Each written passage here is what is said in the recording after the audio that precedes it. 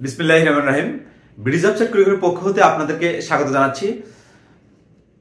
আমাদের অবশেষে দীর্ঘ প্রতীক্ষার যে পোস্টটি বাংলাদেশ ডাক বিভাগের পোস্ট অফিসের ইন্সপেক্টর বা পোস্ট অফিসের যে ইনস্ট্রাক্টর রয়েছেন, এই পদের পরীক্ষার ডেট প্রকাশ করা হয়েছে। এই পদে সার্কুলার হয়েছিল 2021 সালে, আজকে থেকে প্রায় 2.5 বছর প্লাস এ ধরনের একটা টাইমে। তো পরীক্ষার ডেট দেওয়া হয়েছে 17/5/2024 তারিখে। পদের নাম হচ্ছে পোস্ট অফিসের ইন্সপেক্টর, আপনি এটা বলতে পারেন, অথবা ইন্সপেক্টর অফ পোস্ট অফিস। এখানে আরএমএস বলতে আমি বুঝাচ্ছি এখানে railway mail service. Railway mail service বলতে এখানে রেলে যে চিঠিগুলো যাতায়াত করে, আপনারা জানেন যে প্রত্যেকটা রেলে একটা লাল বগি রয়েছে। এই লাল বগিতে অর্থাৎ এই লাল বগিটা এই রেলওয়ে পোস্ট অফিসের জন্য বরাদ্দ, অর্থাৎ পোস্ট অফিসের সকল চিঠি এই লাল বগির মধ্যে বহন করা হয়। এই সার্ভিসটাকে বলা হয় রেলওয়ে মেল সার্ভিস। এবং পিএলআই, পোস্টাল লাইফ ইন্স্যুরেন্স, আপনারা এটা জানেন যে ডাক জীবন বীমা নামে একটা বাংলাদেশ ডাক বিভাগের একটা সার্ভিস রয়েছে। এবং পিটিসি মানে হচ্ছে পোস্টাল ট্রেনিং সেন্টার। বাংলাদেশ ডাক বিভাগের যে হিউজ জনবল রয়েছে তাদেরকে প্রশিক্ষণ দেওয়ার একটা সেন্টার নাম হচ্ছে পোস্টাল ট্রেনিং সেন্টার। তো এই যে আপনার পিও, আরএমএস, পিএলআই, পিটিসি, এই সমস্ত প্রতিষ্ঠানগুলোতে এই ইন্সপেক্টররা দায়িত্ব পালন করে থাকেন। অনেক সময় এই পোস্ট অফিস এবং পিটিসি এদের ক্ষেত্রে, অর্থাৎ পোস্ট অফিস এবং পিটিসির ক্ষেত্রে এই ইন্সপেক্টরদেরকে বলা হয় instructor of post office, instructor of PTC. অর্থাৎ এই পিটিসি যে বাংলাদেশ ডাক বিভাগের যে কর্মচারী রয়েছে তাদেরকে এখানে ট্রেনিং দেওয়া হয়। এই ট্রেনিং এর সকল ব্যবস্থা এবং কিভাবে ট্রেনিং করানো হবে, পরীক্ষা কবে নেওয়া হবে, রেজাল্ট কবে দেওয়া হবে, অভ্যন্তরীণ ডিপার্টমেন্টের অভ্যন্তরীণ যে বিষয়গুলো, এই বিষয়গুলো এখানে দেখানো হয় পোস্টাল ট্রেনিং সেন্টারে। তো যাই হোক, এই পদের মূলত কাজগুলো কি আমরা একটু পরে আসব। তো পদের নামটা আসলে এরকম কেন হলো, এই বিষয়টি একটু ব্যাখ্যা দেওয়ার চেষ্টা করলাম। আজকের এই ভিডিওর মূল উদ্দেশ্যটা কি? মূল উদ্দেশ্যটা হচ্ছে এই পদের পরীক্ষার ধরন, মানে পরীক্ষা কেমন হবে সেই বিষয়টি, মান বন্টনটা কেমন হবে সেটা দেখার চেষ্টা করব। একই সঙ্গে এই পদের কাজ কি এবং পদোন্নতি ও সাজেশন ও প্রস্তুতি, সর্বশেষে আমরা দেখব সাজেশন ও প্রস্তুতি। আমি আপনাদের সঙ্গে এই পদের অর্থাৎ হচ্ছে 17/5/2024 তারিখের পূর্ব পর্যন্ত, অর্থাৎ পরীক্ষার পূর্ব দিন পর্যন্ত আমি আপনাদের সঙ্গে থাকার চেষ্টা করব। এবং আমার এই চ্যানেলে নিয়মিত এই পদের প্রশ্ন এবং সলিউশন এবং সাজেশন সকল আপডেট আপনারা পাবেন। এই আপডেটগুলো পাওয়ার জন্য এখনই আমার এই চ্যানেলটি সাবস্ক্রাইব করে রাখুন। এই পোস্ট অফিসের ইন্সপেক্টর পদের যে কোনো তথ্যের জন্য আপনারা আমার এই ভিডিওর কমেন্ট বক্সে কমেন্ট করতে পারেন। আমি ইনশাল্লাহ অ্যান্সার দেওয়ার চেষ্টা করব। প্রথমে আসি পরীক্ষার ধরন। তার আগে একটু বলে নেই আসলে এই চাকরিটা আসলে কেমন। এই চাকরিটা কিন্তু অনেক ভালো মানের একটা চাকরি, পোস্ট অফিসের ক্ষেত্রে অনেক ভালো মানের চাকরি। আমরা বলে থাকি কি যে ইন্সপেক্টর এনারা হচ্ছেন পোস্ট অফিসের মেরুদণ্ড। যদি ইন্সপেক্টর যদি ঠিক থাকে তাহলে ফুল বাংলাদেশের পোস্ট অফিস ঠিক মতো চলে। এ ধরনের একটা বিষয়, মানে খুব গুরুত্বপূর্ণ অর্থাৎ ভাইটাল একটা পদের নাম হচ্ছে ইন্সপেক্টর। এইখানে চাকরি করে আপনি মজা পাবেন। এখানে বিভিন্ন ধরনের ক্যাটাগরির আপনার হচ্ছে ডিউটি রয়েছে। সুতরাং এই চাকরিটা অনেক ভালো মানের একটা চাকরি, একটা এনজয়েবল চাকরি এই চাকরিটা। এই পদে যদি আপনি টিকে যান সেক্ষেত্রে, অর্থাৎ হচ্ছে যদি আপনার চাকরি হয়ে যায় সেক্ষেত্রে আপনি আপনার লাইফটাকে অনেকই ভালো এনজয় করতে পারবেন। দেখুন পরীক্ষার ধরন। এই পদে টোটাল 3টে স্টেপে পরীক্ষা হবে। একটা হচ্ছে প্রিলিমিনারি, একটা হচ্ছে রিটার্ন, দেন ভাইভা। প্রিলিমিনারি পরীক্ষায় 70 নম্বরের এমসিকিউ থাকবে অলরেডি আমাদের অধিদপ্তর সেটা ঘোষণা দিয়েছেন। 70 নম্বরের এমসিকিউ থাকবে। এই 70 নম্বরের মধ্যে আপনাদের পরীক্ষা দেওয়ার পর এখান থেকে উত্তীর্ণ হতে হবে। পাস মার্কস কত এটা স্পষ্ট করে বলা নেই। আপনারা জানেন যে আসলে এখানে টোটাল পোস্ট রয়েছে, পদ সংখ্যা হচ্ছে 91 জন, 91টি। অর্থাৎ এটা কিন্তু হিউজ একটা অ্যামাউন্ট, 91টি পোস্ট। তো এই 91টি পোস্টের বিপরীতে আপনারা কতগুলো অ্যাপ্লিকেশন করেছেন, কতজন অ্যাপ্লিকেশন করেছেন, কতজন পরীক্ষা দিতে পারেন, এই যে সম্ভাবনাটা, মানে কতজন পরীক্ষা দিতে পারেন, কারণ যেহেতু এটা 2 বছর প্লাস আগের সার্কুলার, সে বিষয়টি আমি আপনাদেরকে জানানোর চেষ্টা করব পরবর্তী ভিডিওতে। তবে আমি এখানে এই 91টি পোস্টের জন্য কতজন টেকানো হবে সেই বিষয়টা আসলে পরীক্ষার প্রশ্নের উপর ডিপেন্ড করে। প্রিলিমিনারি পরীক্ষাতে আপনারা যারা উত্তীর্ণ হবেন, এরপরে রিটার্ন নেওয়া হবে। রিটার্ন মার্কসটা হবে 100-র মধ্যে। এই 100-তে এই 100 নম্বর, অর্থাৎ হচ্ছে রিটার্ন 100, লিখিত 100,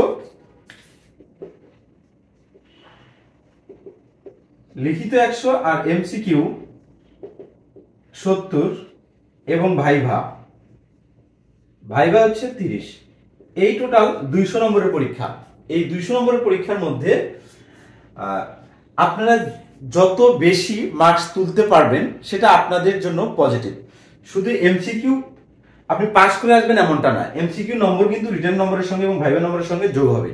সেক্ষেত্রে আপনাকে এমসিকিউ পরীক্ষাটা কিন্তু খুবই গুরুত্বপূর্ণ, কারণ এখানে একটা এমসিকিউ কারেক্ট করলে আপনি 1 নম্বর পাচ্ছেন।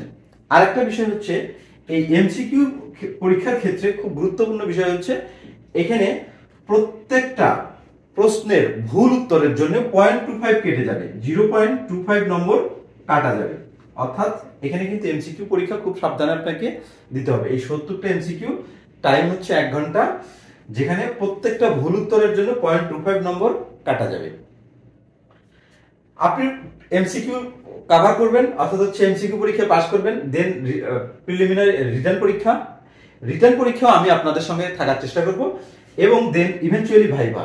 আমি কিন্তু অলরেডি এর আগে আমার এই চ্যানেলে বেশ কিছু ভাইভার নমুনা দেয়া আছে। পোস্ট অফিসে যে ধরনের ভাইভা হয়ে থাকে সেই বিষয়গুলো এখানে দেয়া আছে, এবং পোস্ট অফিসের অলরেডি 15 থেকে 20টি কোশ্চেনের বা 20টি লেকচারের চেয়ে বেশি লেকচার এখানে আমার এই চ্যানেলে দেওয়া আছে, আপনারা এখানে দেখে নেবেন। আর একটা বিষয় হচ্ছে পোস্ট অফিস যে কোশ্চেনগুলো হয়ে থাকে, আপনারা বেশ কয়েক বছর প্রশ্ন যাচাই বাছাই করলে দেখতে পাবেন যে আসলে সকল সময়ই একই ধরনের কোশ্চেন বা একই টাইপের কোশ্চেন করা হয়ে থাকে। অর্থাৎ যে কোশ্চেনগুলো করা হয় প্রিলিতে, এই কোশ্চেনের যে সিলেবাস আসলে বলবো না আমি, কারণ এখানে আসলে নিয়োগ পরীক্ষাগুলো আসলে কোনো সিলেবাস নাই। যে সাজেশন, এই সাজেশনগুলো আমি দেওয়ার চেষ্টা করব পরবর্তী ভিডিওতে। অলরেডি আমি কিন্তু রাজশাহী সার্কেলে যখন পরীক্ষা হয় তখন কিন্তু পোস্ট অফিসের আমাদের তখন ওই সময়ে প্রায় 10 থেকে 15টা পরীক্ষা ছিল। সবগুলো পরীক্ষারই সাজেশন আমি একটা লেকচারে দিয়েছিলাম। ওই সাজেশনটাও আমার এই চ্যানেলে রয়েছে, আপনারা এখান থেকেও সাজেশনটা দেখে নিতে পারেন। তারপরও আমি আর একটা আপডেট সাজেশন দেওয়ার চেষ্টা করবো নেক্সট লেকচারে। কারণ আমরা জানি কি যে আসলে এই পরীক্ষার প্রশ্নগুলো বিশ্লেষণ করে দেখা যায় সব সময় একই ক্যাটাগরির কোশ্চেন এবং একই টপিকস থেকে কোশ্চেনগুলো আসে। সুতরাং এখানে পরীক্ষা দেওয়া কিন্তু অনেক ইজি একটা ব্যাপার, বা প্রশ্ন কমন ফেলানো একটা খুব ইজি ব্যাপার। মানে কোথায় থেকে কোশ্চেন আসবে, কি ধরনের কোশ্চেন হতে পারে, এই বিষয়টা খুব সহজে গেস করা যায় পোস্ট অফিসের ক্ষেত্রে। আমি এই বিষয়গুলো হাতে নাতে আপনাদেরকে দেখাবো।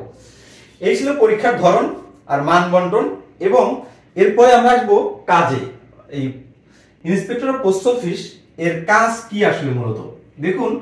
আমি আগে বলছি যে এই পদের বাংলাটা হচ্ছে পরিদর্শক। ইন্সপেক্টর পদের বাংলা হচ্ছে পরিদর্শক, মানে পরিদর্শক of post office, RMS, PLI এবং পিটিসি। দেখুন কাজটা আসলে কি, এই ইন্সপেক্টরে যখন আসলে এই যে সেক্টরগুলো রয়েছে, এই সেক্টরগুলোতে যখন যে সেক্টরে যাবেন তখন কাজটা ওই সেক্টর অনুপাতে আলাদা হয়ে থাকে। যেমন যখন আপনাকে পোস্ট অফিসে দেওয়া হবে, পোস্ট অফিসের ক্ষেত্রে ধরুন আপনাকে এখানে 2টা বা 3টা ডিস্ট্রিক্ট মিলে এক দায়িত্ব দেওয়া হতে পারে। অর্থাৎ হচ্ছে আপনি একজন ব্যক্তি, আপনি যখন পোস্ট অফিসে আপনাকে দায়িত্ব দেওয়া হবে, তাহলে দেখা যাবে যে হচ্ছে আপনাকে গাইবান্ধা যে অঞ্চলটা রয়েছে, গাইবান্ধার ফুল অঞ্চল এবং সাগাটা, এ ধরনের 2টা বা 3টা, অথবা আপনার হচ্ছে গাইবান্ধা দিল বা ফুলছড়িঘাট দিল, এ ধরনের কিছু অঞ্চল ভাগ করা রয়েছে। 2টা বা 3টা ডিস্ট্রিক্টও থাকতে পারে আপনার আন্ডারে। আপনি জাস্ট হচ্ছে এগুলোতে অডিট করবেন বা হচ্ছে এগুলোতে গিয়ে দেখবেন যে দিন শেষে আসলে ওদের পোস্টমাস্টার যারা রয়েছে তাদের ক্যালকুলেশনগুলো ঠিক আছে কিনা, তারা ঠিকঠাক মতো রিসিভ এবং ডেসপাস, যে বিষয়টা রিসিভ ডেসপাস বলতে এটা বোঝায় পোস্ট অফিসে যে কতগুলো চিঠি ঢুকলো পোস্ট অফিসে আজকে সারাদিন এবং দিন শেষে কতগুলো চিঠি বের হয়ে যাচ্ছে। যেটা ঢুকলো পোস্ট অফিসে এটা হচ্ছে রিসিভ, অর্থাৎ বিভিন্ন পোস্ট অফিস থেকে যে চিঠিগুলো আসলো এবং আপনারা যে চিঠিগুলো জমা দিচ্ছেন পোস্ট অফিসে, এগুলো হচ্ছে রিসিভ। এবং দিন শেষে এগুলো কিন্তু ডেসপাস দেওয়া হয়। আপনি যে চিঠিটা দিচ্ছেন এই চিঠিটা কোথায় যাবে, ধরুন ঢাকায় যাবে চিঠিটা, তাহলে ঢাকায় পাঠানো হয়েছে কিনা চিঠিটা, এই যে বিষয়গুলো এগুলো চেক করতে হয় পোস্ট অফিসে। এবং পোস্ট অফিসে আরো অনেক কাজ রয়েছে, যেমন টাকা পয়সার যে হিসাবটা রয়েছে, এখানে ফ্রাঙ্কিং মেশিনের যে হিসাবটা রয়েছে, এই হিসাবগুলো পোস্ট অফিসের এই ইন্সপেক্টররা করে থাকেন। এবং এখানে যদি আমরা আসি আরএমএস এ, আসলে এই ইন্সপেক্টরদের কাজ কি? আরএমএস বলতে আসলে বোঝাচ্ছে রেলওয়ে মেল সার্ভিস। অর্থাৎ হচ্ছে আপনারা জানেন যে পোস্ট অফিসের প্রত্যেকটা ট্রেনের সঙ্গে একটা, ম্যাক্সিমাম ট্রেন, প্রত্যেকটা বলবো না, ম্যাক্সিমাম ট্রেনের সঙ্গে একটা লাল বগি যুক্ত থাকে। এই লাল বগিটা বাংলাদেশ ডাক বিভাগের যে মূল্যবান যে চিঠিগুলো রয়েছে এই চিঠিগুলো নিয়ে যাওয়া আসা করে। তো এই বগিটা পুরোটাই বাংলাদেশ ডাক বিভাগের জন্য বরাদ্দ, এটার জন্য আলাদা পে করতে হয় বাংলাদেশ ডাক বিভাগকে। তো এই আরএমএস এ, অর্থাৎ হচ্ছে এই বগিতে যারা কাজ করেন, যে কাজগুলোর কাজ সম্পূর্ণ হয়, এই কাজগুলো পুঙ্খানুপুঙ্খভাবে তদন্ত করাই এই ইন্সপেক্টরদের কাজ। এরপরে আসি পিএলআই, পোস্টাল লাইফ ইন্স্যুরেন্স। আপনারা জানেন যে পোস্টাল লাইফ ইন্স্যুরেন্সের 2টা সার্কেল রয়েছে, একটা পশ্চিমাঞ্চল, একটা পূর্বাঞ্চল, একটা রংপুর অঞ্চল এবং ঢাকা এবং চিটাগং মিলে আর একটা অঞ্চল।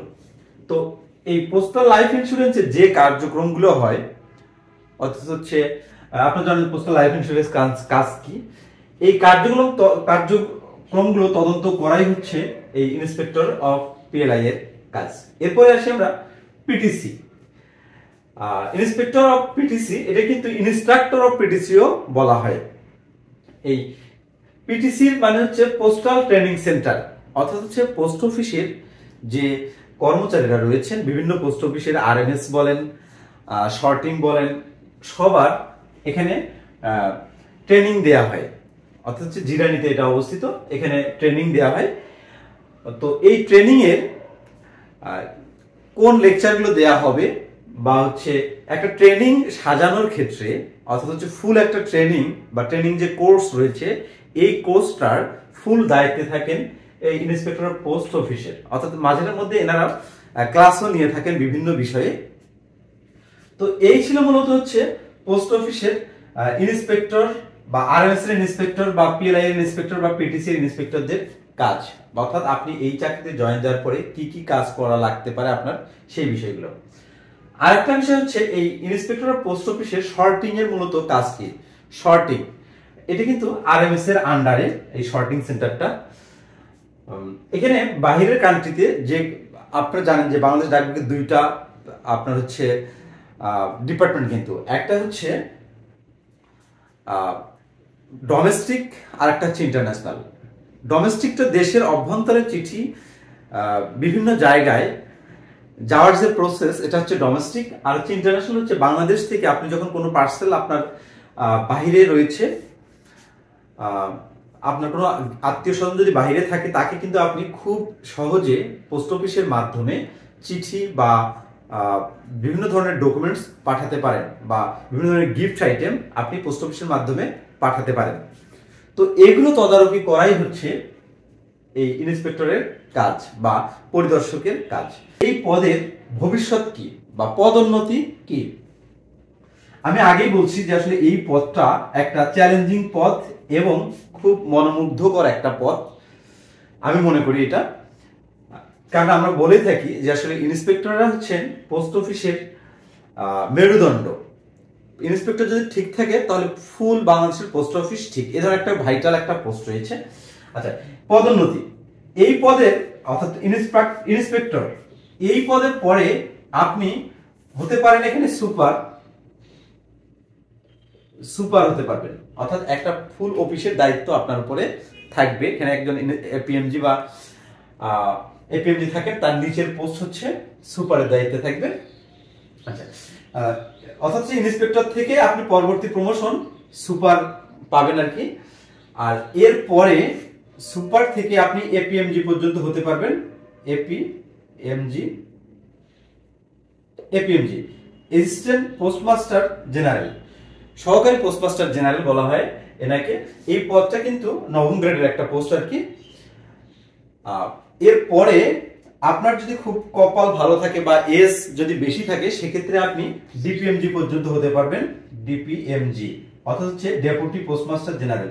এইখান থেকে আপনি সর্বশেষ 6ষ্ঠ গ্রেড পর্যন্ত আপনি এখানে যেতে পারবেন। অর্থাৎ আপনি কিন্তু এখানে ঢুকতেছেন 11,300 টাকা স্কেলে, 11,300 টাকা স্কেলে, 11,300 টাকা স্কেলে, অর্থাৎ হচ্ছে 12তম গ্রেডে আপনি এখানে ঢুকবেন। 12তম গ্রেড থেকে পদোন্নতি পেয়ে সুপারে আসবেন, সুপার থেকে এপিএমজি, এপিএমজি থেকে ডিপিএমজি পর্যন্ত আপনি এখানে, আপনার যদি কপাল ভালো হয় সেক্ষেত্রে আপনি ডিপিএমজি পর্যন্ত আসতে পারেন। যদি আপনার বয়সের এজ যদি আপনার কম হয়ে থাকে, যখন আপনি ঢুকবেন তখন যদি আপনার এজ কম থাকে তাহলে আপনি ডিপিএমজি পর্যন্ত বা এখানে 6ষ্ঠ গ্রেড পর্যন্ত আপনি এখানে আসতে পারেন। সুতরাং এই পোস্টটা কিন্তু অনেক ভালো মানের একটা পোস্ট। কারণ আপনি এখান থেকে দেখুন 6ষ্ঠ গ্রেডে আসা কিন্তু অন্যান্য ডিপার্টমেন্টে কিন্তু আপনি যেতে পারবেন না, এত সহজে আপনি যেতে পারবেন না। এখানে জাস্ট হচ্ছে 1টা 2টা 3টা আপনার হচ্ছে প্রমোশন লাগবে। তবে এই ইন্সপেক্টর থেকে সুপারে আসার ক্ষেত্রে একটু আপনাকে বেগ পোহাতে হতে পারে, কারণ এখানে টাইমটা একটু বেশি লাগে। আর আমাদের এখানে যতজন ইন্সপেক্টর রয়েছেন এদের আপনার সিনিয়রদের যদি প্রমোশন হয়ে যায় দেন কিন্তু আপনি পাবেন এখানে প্রমোশন। বয়সের ক্ষেত্রে প্রমোশনটা ডিপেন্ড করে বয়স অর্থাৎ সিনিয়রিটি, এবং আরেকটা বিষয় হচ্ছে আপনার নামে যদি বিভাগীয় মামলা থাকে তাহলে কিন্তু আপনার এখানে প্রমোশনের বিষয়টা ভুলে যেতে হবে। সুতরাং এখানে খুব সাবধানে আপনাকে এই ইন্সপেক্টর দায়িত্ব পালন করতে হবে। এই ছিল মূলত হচ্ছে পদোন্নতি। এরপরে আমরা আসি যদি সাজেশন ও প্রস্তুতি। আমি আগেই বলেছি এই সাজেশন এবং প্রস্তুতির ক্ষেত্রে আমার অলরেডি ভিডিও দেয়া আছে। তারপরেও আমি নেক্সট ভিডিওটাই ইনশাআল্লাহ আপডেট সাজেশন দেওয়ার চেষ্টা করব, এবং এই সাজেশন দেওয়ার পর থেকে পরের ভিডিও থেকে আমরা এই পোস্ট অফিসের প্রিপারেশনের যে বিষয়টুকু মানে প্রিলি এবং রিটার্ন দুইটারই প্রিপারেশন আমরা আমার এই চ্যানেলে টপ টু বটম আমি দেখানোর চেষ্টা করব। এই ছিল মূলত বাংলাদেশ ডাক বিভাগের পোস্ট অফিসের যে ইন্সপেক্টর পদের পরীক্ষার ধরন, মানবন্টন, কাজ, পদোন্নতি, সাজেশন ও প্রস্তুতি নিয়ে সর্বশেষ আলোচনা। আমার এই আলোচনাটি যদি আপনাদের ভালো লেগে থাকে এবং এই পদের যদি আপনি আপডেট তথ্য এবং সঠিক আপডেট তথ্য পেতে চান তাহলে আমার এই চ্যানেলটি এখনই সাবস্ক্রাইব করে রাখুন, যাতে আপনি পরবর্তী ভিডিও দেওয়ার সঙ্গে সঙ্গে আমার এই ভিডিওগুলো পেয়ে যান। আপনাদের সকলের সুস্বাস্থ্য কামনা করে আজকের মতো এখানে শেষ করছি। আল্লাহ হাফেজ।